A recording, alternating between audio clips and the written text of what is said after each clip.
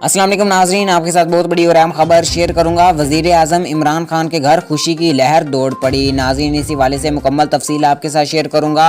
उससे पहले अगर आपने अभी तक भी हमारे चैनल को सब्सक्राइब नहीं किया तो जल्दी से सब्सक्राइब करके वीडियो को लाजमी से लाइक कर दें। नाजरीन, खतून अव्वल बुशरा बीबी की साहबजादी का पाकिस्तान बिजनेसमैन के साहबजादे से निकाह हो गया। नाजरीन, खानदानी ज़राए ने बताया कि खतून अव्वल की बेटी का निकाह 12 रबीउल अव्वल को मस्जिद नबवी सल्लल्लाहु अलैहि वसल्लम में हुआ।